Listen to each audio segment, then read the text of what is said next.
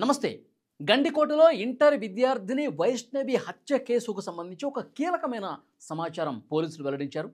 Kurnool range DIG కోయ ప్రవీణ్ గారు ఒక ప్రకటన చేశారు. ఈ కేసులో మేము దర్యాప్తు చాలా క్షుణ్ణంగా చేస్తూ ఉన్నాం, అందుకే లేట్ అవుతోంది. అన్ని కోణాల్లో పరిశీలిస్తూ ఉన్నాం, అన్ని కోణాల్లో దర్యాప్తు చేస్తూ ఉన్నాం. ఇటు కుటుంబ సభ్యులు కావచ్చు, ప్రియుడు లోకేష్ ఫ్యామిలీ కావచ్చు, ప్రియుడు లోకేష్ సంబంధించిన స్నేహితులు కావచ్చు, అలాగే అక్కడ గండికోటకు వచ్చినటువంటి పర్యాటకులు ఎవరైతే ఉన్నారో వాళ్ళు అందరినీ, అనుమానం వచ్చిన ప్రతి ఒక్కరిని ప్రశ్నిస్తున్నాం, విచారిస్తున్నాం. ఇంతవరకు సరైనటువంటి ఆధారాలు మాకు లభించలేదు. ఇది కోయ ప్రవీణ్ చెప్పింది. కానీ ఎట్టి పరిస్థితుల్లో ఈ కేసును అతి త్వరలోనే ఛేదిస్తామని ఒక నమ్మకాన్ని అయితే వ్యక్తం చేశారు. ఇంకా కోయ ప్రవీణ్ ఏం చెప్పారు? కుటుంబ సభ్యుల్ని ఒక దఫా విచారించాం, వాళ్ళ పేరెంట్స్ని విచారించాం, అలాగే బ్రదర్స్ ఉన్నారు కదా, బ్రదర్సు ఆ సురేంద్ర కావచ్చు, బ్రహ్మయ్య కావచ్చు, కొండయ్య కావచ్చు, వీళ్ళ ముగ్గురిని ప్రశ్నించాం. చాలామంది కూడా కుటుంబ సభ్యుల మీద అనుమానం వ్యక్తం చేశారు. మాకు కూడా కొన్ని అనుమానాలు ఉన్నాయి. అయితే ఆ అనుమానాలు నివృత్తి చేసుకునేందుకు గంటలు వాళ్ళని విచారించాం. కానీ వీళ్ళు తప్పు చేశారన్న దానికి సంబంధించి ఒక్క ఆధారం కూడా మేము సంపాదించలేకపోయాం. ఆధారాలు ఏమీ లేవు వాళ్ళకి వ్యతిరేకంగా. తర్వాత లోకేష్కి ఈ కేసుతో ఎలాంటి సంబంధం లేదని ముందు నుంచి చెప్తా ఉన్నాం, దానికే కట్టుబడి ఉన్నాం. అలాగే అత్యాచారం జరగలేదు అని చెప్పి ముందు నుంచి మేము చెప్తా ఉన్నాం, దానికే కట్టుబడి ఉన్నాం. ఎందుకంటే ప్రియుడు లోకేష్తో 2 గంటల పాటు ఒక ప్రైవేటు లాడ్జిలో ఉంది, అది క్లియర్. తర్వాత బయటకు వచ్చేశారు. లోకేష్ ఒక్కడే ఇంటికి వెళ్ళిపోయాడు. ఆ అమ్మాయిని ఆ ముఖద్వారం దగ్గర, ఆ గేటు దగ్గర వదిలేసి తను ఒకడే వెళ్ళిపోయాడు. ఇది మాత్రం చాలా క్లియర్గా ఉంది. అంటే తను వెళ్ళిపోయిన తర్వాత కూడా ఆమె బతికే ఉందని నిర్ధారించడానికి సంబంధించిన ఆధారాలు మాకున్నాయి. సో లోకేష్కి ఏం సంబంధం లేదు అని కూడా క్లియర్గా చెప్పారు. లోకేష్ ఫ్రెండ్స్ని కూడా కొంతమందిని విచారించాం, వాళ్ళకు కూడా ఈ కేసుతో ఎలాంటి సంబంధం లేదని తెలిసింది. అయితే ఇక్కడ గండికోట ప్రాంతానికి ఆ సమయంలో ఉదయం 8 గంటల నుంచి మధ్యాహ్నం 2 గంటల వరకు, 3 గంటల వరకు ఎవరెవరు ఆ గండికోట ప్రాంతానికి వచ్చారు?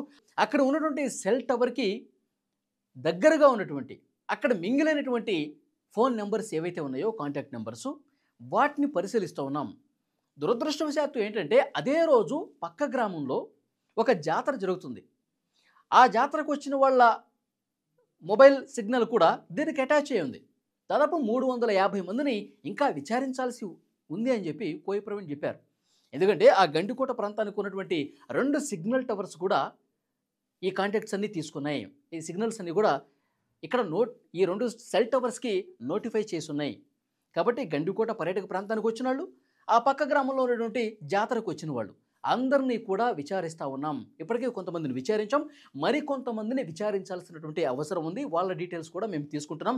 ప్రతి ఒక్కరిని వదిలిపెట్టకుండా అనుమానం ఉన్న ప్రతి ఒక్కరిని కూడా మేము విచారిస్తూ ఉన్నాం.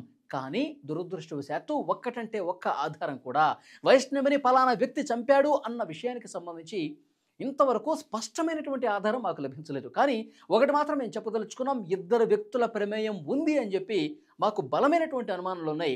డెఫినెట్గా ఆ కోణంలో విచారణ చేస్తున్నాం, అతి త్వరలో ఈ కేసుని ఛేదిస్తాం, పట్టుకుంటాం అని కూడా కోయ ప్రవీణ్ చాలా స్పష్టంగా ఈ కేసులో మాట్లాడినటువంటి పరిస్థితి. ఇప్పుడు అనుమానాలు చాలా బలంగా కలుగుతున్నాయి, కానీ ఆధారాలు మాత్రం రావట్లా. అది పోలీసు అధికారులు చెబుతున్నది. ఎందుకంటే ఈ కేసు ఎప్పుడైతే జరిగిందో 14వ తారీఖు అండి, 14వ తారీఖు ఉదయం 8:30కు లోకేష్ వైష్ణవి కలిసి గండికోటకు వచ్చారు. 14వ తారీఖు మధ్యాహ్నం ఈ అమ్మాయి హత్య చేయబడింది. ఆ తర్వాత మిస్సింగ్ కేసుగా నమోదు చేసి ఆ అమ్మాయి గురించి వెతికే క్రమంలో తర్వాత రోజు జూలై 15వ తారీఖు విగతజీవిగా ముళ్లపొదల్లో రంగనాయక స్వామి టెంపుల్ వెనక సైడు ఆమె వివస్త్రగా, టాప్ మొత్తం ఏమీ లేదు, వివస్త్రని చేసి చంపి పడేశారు. కడుపులో గుద్ది కాలేయం పాటు బాగా దెబ్బతిన్నది, దాడి చేసి చంపారన్నది కూడా పోస్ట్మార్టం రిపోర్టు, ఫోరెన్సిక్ రిపోర్టు అవన్నీ కూడా ఆధారాలు చూపిస్తూ ఉన్నాయి. కానీ మర్డర్ జరిగిందని చెప్తా ఉన్నారు, అత్యాచారం జరగలేదని చెప్తా ఉన్నారు, దానికి సంబంధించిన హెల్త్ రిపోర్ట్స్ కూడా కనిపిస్తూ ఉన్నాయి. కానీ ఎవరు చేశారు అన్నది మాత్రం ఇంతవరకు ఒక్కటి కూడా బయటకు రాలా. కోయ ప్రవీణ్ గారు అదే చెప్తున్నారు, ఇన్ని కోణాల దర్యాప్తు చేస్తున్నాం. ఎందుకంటే ఆయన ఒక కీలకమైనటువంటి వ్యాఖ్య కూడా చేశారు, కొండను తవ్వి ఎలుకను పట్టాలి ఇప్పుడు మేము. ఎందుకంటే మేము ఇన్వెస్టిగేట్ చేయాల్సింది చాలా ఉంది, అంతమందిని విచారించాలి, అన్ని కోణాల్లో విచారించాలి. కానీ పట్టుకోవాల్సింది మాత్రం ఒకరిద్దరినే. ఆ దుర్మార్గులు ఎవరు చంపి పడేశారన్నది కూడా అతిపెద్ద సమస్యగా ఉంది మాకు. మేము కేవలం సాంకేతికత మీదే ఇప్పుడు ఆధారపడాలా, ఇక మాకు వేరే దారి లేదు.